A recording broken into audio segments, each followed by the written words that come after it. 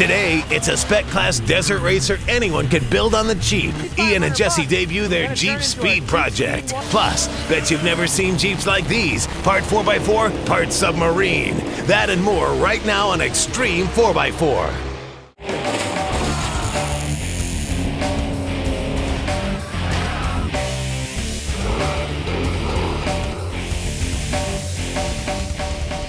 Welcome to Xtreme 4x4. If you take a look around, you can see we're a little low on projects, so it's time to start looking for a new one. We've been covering a lot of bases like competition crawlers, trail trucks, even an import. And we've also built a couple work trucks, a borderline rock racer, the ultimate tow rig, and to go with that, the ultimate trailer. So what's missing? Well, a desert racer. Now, desert racing has garnered a lot of attention lately thanks to movies like Dust to Glory. The film chronicles the legendary Baja 1000, and if you haven't seen it, you're probably living under a rock. And if you have seen it, you know what it's like to get bitten by the desert racing bug. But let's face it, desert racing is not the cheapest form of racing to get started in. Even classes that were designed to be budget classes, like the 1450, a pre-runner class that started as a way for anyone to go racing, is slowly becoming the rich man's game, with trucks going well over $100,000, no problem. But what do you do if you still really want to go racing, but your wallet doesn't have that kind of money in it? And worst of all, you don't want to build a truck and then go out there and get beaten by someone just because they have more money than you. Well, the answer is pretty simple, and that class is called JeepSpeed. JeepSpeed is the brainchild of Clive Skilton. He saw a need for a desert racing class that had strict rules that basically forced the competitors to build comparable trucks. They do this by first making it open to only Jeep Cherokees that can only be modified using products that are manufactured and for sale to the open public. No hardcore super trick suspension and one-off race parts found on these trucks, just real-world XJs built using off-the-shelf parts. But racing on the same courses as other desert racers, like trophy trucks, Class 1 buggies, or even a Class 7 truck. And sensing the need for expansion, JeepSpeed has now branched out to include JeepSpeed 2, a class for the new Wranglers, and the latest JeepSpeed 3, the Unlimited class. So to build a JeepSpeed truck, we obviously need a truck to start with, so we picked up this Jeep XJ for $3,500 that we're going to turn into our JeepSpeed 1 race truck. And like any competitive motorsport, there are rules to follow. And here's our list in a brief detail. JeepSpeed 1 vehicles gotta be Cherokee XJs from '84 to 2001, whether they're two-wheel drive or four-wheel drive. The entire drivetrain must remain stock. You can run an aftermarket EFI as long as it costs less than $2,900. Stock wheelbase and a single shock per corner are also requirements in the JeepSpeed category. You can change the front fenders and flares as long as the rest of the body panels are left stock. Front and rear bumpers may be replaced, and the removal of all the glass is optional. But before this truck can see any race course, we got a little work to do. All right, we got a lot of work to do, and the first thing is stripping out the interior. Since we were able to find a donor truck that was in really good shape, we're gonna keep it that way. So this will be a pretty tame teardown by our standards. With the seats removed, we're gonna pull up the carpet, just at the sides to expose the floor for the roll cage. The rear will be completely cleaned out. The airbag will go along with the instrument panel. Now the first thing to go into our JeepSpeed Cherokee is obviously going to be a full roll cage. Now wait a minute, I know what you're thinking. We said this was a budget form of desert racing, and now I got to go out and I got to buy a tubing bender and tubing notcher just to compete? Well, there is another option out there, and we have it right here on the floor. That's right. Essentially Off-Road makes a pre-bent cage for the XJ Jeep Cherokees, and they make a JeepSpeed specific cage. Now this is what you get when you call them. You get a pre-bent and notch cage that you install yourself into your Jeep. It's made of 1 3/4 DOM tubing, and it comes with all the pieces, including the front and rear kickers to the spreaders. Now all we got to do, just like all of our cages, is install this main hoop, and we can lay out the rest from there.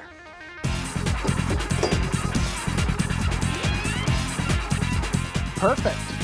Do we need to get rid of this? Oh, I hope not, but maybe.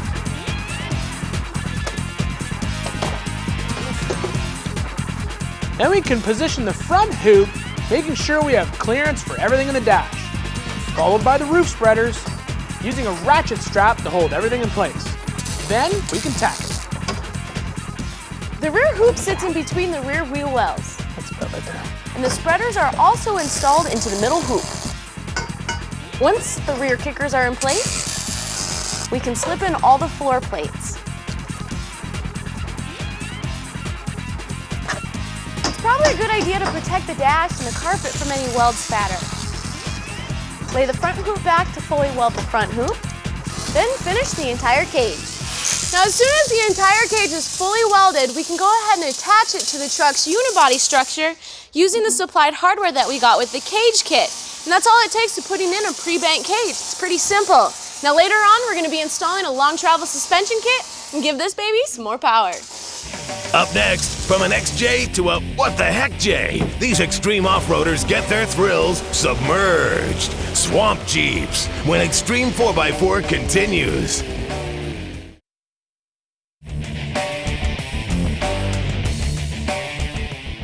Welcome back to Xtreme 4x4. Now, if you've never heard of swamp buggy racing, obviously you missed our show a couple weeks ago where we showed you that this 60-year-old tradition was alive and well in Naples, Florida. What we didn't show you was the everyman's class, where 10 grand and a good set of waders, you can go swamp jeeping.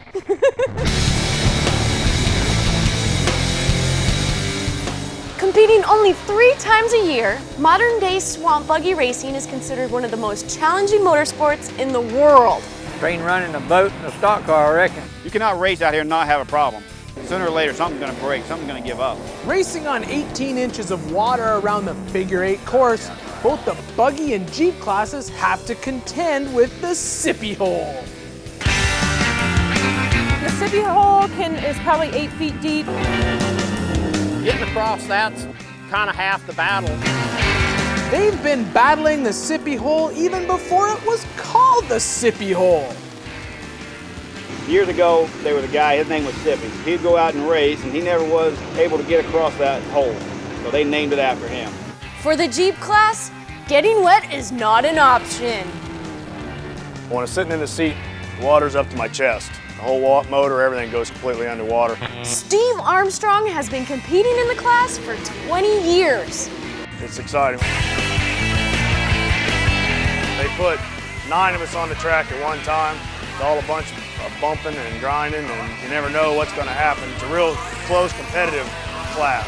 All the other classes, they put 1 or 2 out there at a time. While the $100,000 super mods rely on horsepower, the $10,000 Jeeps is a driver's class. You got to know how to drive. You need to know, where to be on the track, where you can pass, where you can't pass, and what you need to do. So there's a lot to it. I not only race, but we build these out of my shop up in Sarasota. With 5 Jeeps competing, including Evil and Wicked, General Lee, and Frog Spit, Steve knows what works. I mean, it's a true 4-wheel drive. Everything has to be a Jeep. We all have to run the same motor. Basically, we run a 134 F-head or L-head motor. The F-head motor is what I got here. It has 4 valves in a block, 4 valves in a head. Most people run the F-head because you get a little more power out of them. They quit making this motor in 1972, so it's getting hard to find the parts, but there's still some out there. When they were stock, they turn about 3,500 RPM. I got this one turning right around 7,200. I got a hydraulic clutch setup on mine, which is different. Nobody else, or there might be 1 or 2 others, but I was the first one to come up with that. With water that comes chest high, he makes sure his rigs are sealed tighter than a frog's behind.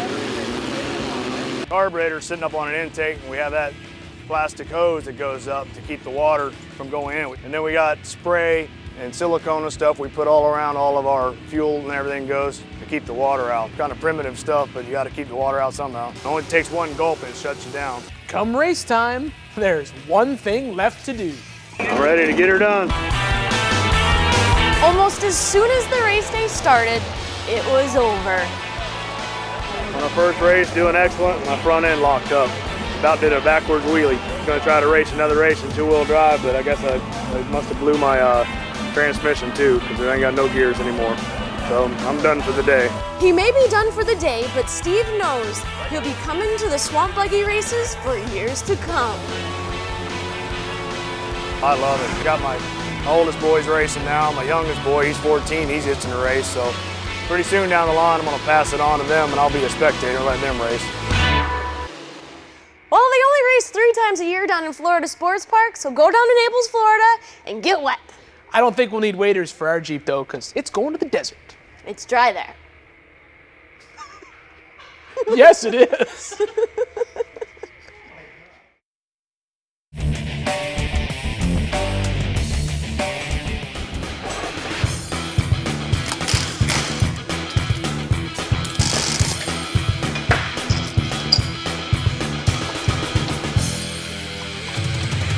Welcome back to the Xtreme Shop, where we're right in the beginning of our Jeep Cherokee XJ build that's being prepped to race in the JeepSpeed 1 Desert Racing Series. Now that we have a roll cage in there to protect the driver and co-pilot, we can turn our attention to the suspension. Since the rules dictate that all the major items we use on our Jeep must be readily available in the aftermarket, we went to the one place that knows XJs inside and out, Rusty's Off-Road. Now, not only does Rusty's carry products from popular manufacturers, but they also have their own components, like this long arm suspension system that we're going to be using. It's got new leaf springs, new coil springs, adjustable radius arms, and all the mounting brackets. Now this kit requires no welding, but this transmission crossmember does require some extra support because it's now the new lower mount for our control arms. So we're going to be sandwiching another bracket on the outside of this frame rail, so we're going to have to drill some holes. Now the reason we bolt this on instead of welding it is the XJ is a unibody truck, so this is basically just 16 gauge steel up here. If we went ahead and welded something this thick to that, all it would do is just tear off in time. Using the outside frame plates as a guide, Mark then drilled the required holes, making sure to move the fuel lines on the driver's side. Then once a 1-inch hole is cut on the inside frame rail, the backing plate can be slid into place, and the bolts can be torqued to spec. Then move to the front axle, removing the shocks, unbolt the sway bar, and the track bar. All right, now this bracket right here that was holding that lower control arm in has to be cut off for clearance for the new control arm, because it's going to come off this skid plate and come right down through here. Now you want to be careful when you cut this off, because like we said before, this is really thin steel, so you want to make sure don't damage that frame. I need my plasma cutter.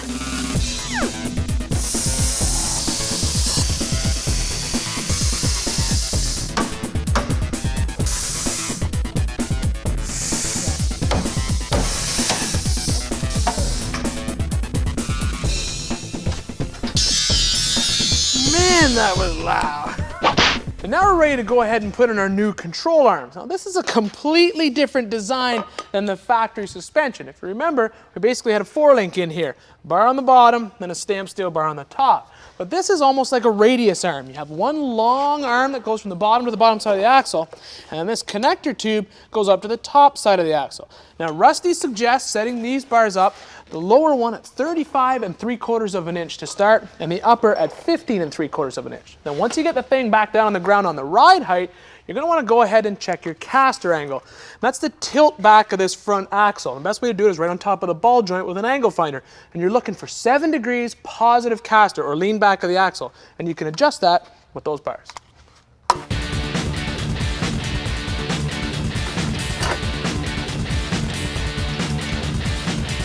Then the new coil springs can be installed. While Ian was working on the front, I went ahead and finished the rear by installing re-arch leaf springs, new shackles, and of course, longer steel braided brake lines. So now we can turn our attention to the shocks. We're going to be using Fabtech's Dirt Logic shocks on all 4 corners for a couple of good reasons. One is Fabtech campaigns a Cherokee in the JeepSpeed circuit, so they have over a kajillion hours into testing different valving setups specifically for the JeepSpeed trucks.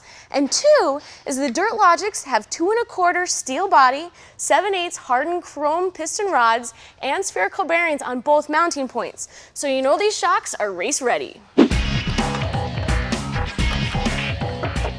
just like all sanctioning bodies, JeepSpeed has rules and regulations regarding what kind of aftermarket wheels and tires you can use. And in our case, it's BF Goodrich tires wrapped around American Racing wheels, which is great because American Racing has just released a full line of forged aluminum wheels that are specifically designed for off-road racing. And we chose 15x8 Chamber Series. Now they're coated in Teflon, and there's a reason for that. When you do long races off-road, you can actually have dirt cake up on the inside of this rim and throw the balance off, and also makes the rotational mass heavier. And with having the Teflon on there, the dirt's just going to fly right off. Now the BF Goodrich tire has proven itself time and time again in Baja, and the Baja TA has a nice aggressive tread, but the tire itself is not that heavy, so there's not going to be a lot of load on our axles on those long runs.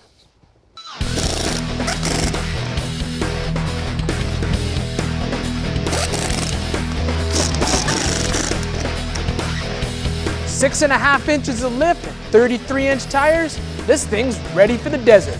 We'll be right back.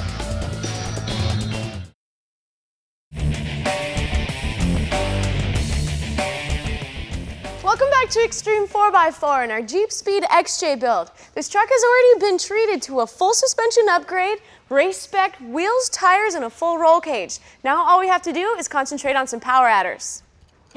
And by now, I'm sure you've figured out that almost everything we've used today has been from companies that are involved in desert racing. And when it came time to find our power adders, well, we found one more.